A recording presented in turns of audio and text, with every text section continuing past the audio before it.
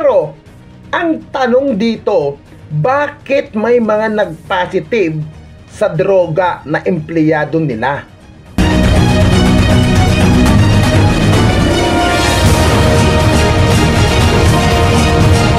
Paano lulusutan ang mga Duterte na may mga empleyado sila na gumagamit ng ipinagbabawal na gamot? Mga kaibigan, alam nyo ito, nakakagulat ito mga kaibigan.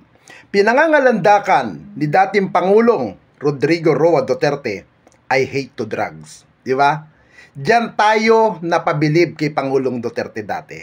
Diyan tayo sumuporta sa kanya laban sa kontra illegal.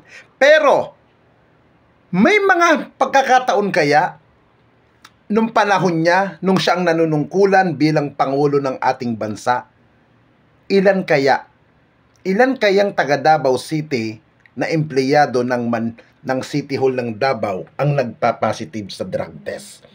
Or baka hindi lang inilalabas sa social media, baka hindi lang nilalabas sa news. Pwedeng ganon. Siyempre, kasiraan nga naman yun ng mga Duterte.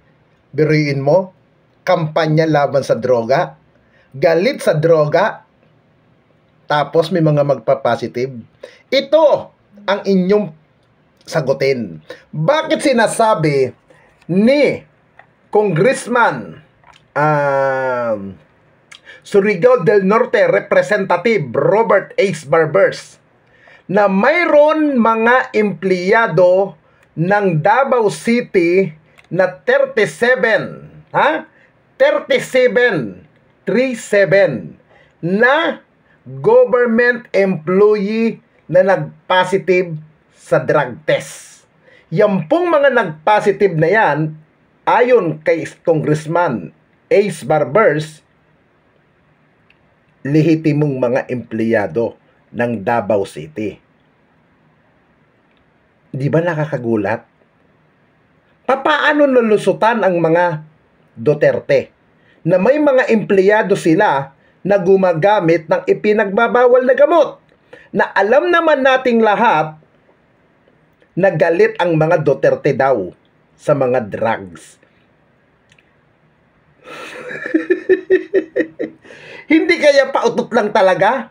Hindi kaya kaek-ikan lamang ang sinasabing anti-drugs dahil kalaban sa negosyo? Tignan nyo na lang mga kaibigan, si Michael Yang, malapit kay dating Pangulong Duterte. Malapit sa kanya, ginawa niya pa. Ito, pagpapatunay ito bilang malapit sa kanyang tao na yon, na si Michael Yang, nasangkot sa mga illegal drugs ayon sa Kongreso. Inappoint niya pa nung panahon niya bilang secretary envoy ng mga Chinese. Tapos ngayon, ang nanunungkulan sa Davao City ay yung kanyang anak na bunso na si Mayor Baste Duterte. Paano kaya ano kaya itong ipapaliwanag kaya nila rito? Siyempre, sasabihin ng mga vlogger, sasabihin ng mga supporter, hindi naman kontrolado ng mga Duterte ang empleyado nila . Hindi naman nila pwedeng i-monitor na 24 hours yan o 74 hours. Tama, hindi nila kayang talagang i-monitor ang mga empleyado. Pero, ang tanong dito, bakit may mga nag-positive sa droga na empleyado nila? Yun ang tanong. Nung panahon kaya ni Pangulong Duterte, nung siya ang mayor, ilang empleyado yan niya kaya ang positive din sa drugs? Ilang empleyado rin kaya nung panahon ni Vice President, nung siya ang mayor ng Davao City? Ilan empleyado kaya ng Davao City Hall ang positive? Meron pa ngang allegation dyan, di po ba? Na isa sa mga staff ni BP Sara daw, nahuli rin daw dati. Lumabas sa mga news yan, di ba? Tapos ngayon, panahon ni Baste, ganun pa rin. Alam nyo, ito tapos ngayon mayroon war on drugs si Mayor Baste sa illegal na droga.